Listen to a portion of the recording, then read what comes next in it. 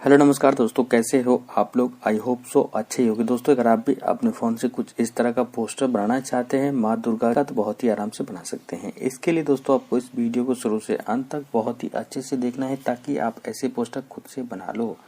दोस्तों इसका PLP file मैं आपको दे दूंगा। PLP फाइल में पासवर्ड लगा होगा, जो कि आपको वीडियो में 2 स्टेप में पासवर्ड देखने को मिलेगा। तो इसीलिए आप वीडियो को शुरू से अंत तक बहुत ही अच्छे से देखिएगा, ताकि आपको PLP फाइल का पासवर्ड मिल जाए और जिप फाइल को आप अनजिप कर सके।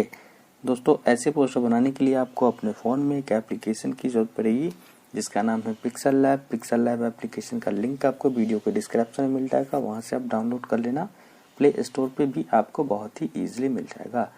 चलिए दोस्तों, समय न गवाते हुए करते हैं वीडियो को स्टार्ट। उससे पहले एक छोटा सा रिक्वेस्ट आपसे करना चाहूँगा, अगर आप पहली बार हमारे चैनल पे हैं तो प्लीज़ चैनल को सब्सक्राइब करके बेल आइकन ऑन कर लीजिएगा, ताकि मैं जब भी वीडियो अपलोड करूं तो नोटिफिकेशन के द्वारा आपके पास सबसे पहले पहुंचे। दोस्तों वीडियो को लाइक करना मत भूलिएगा।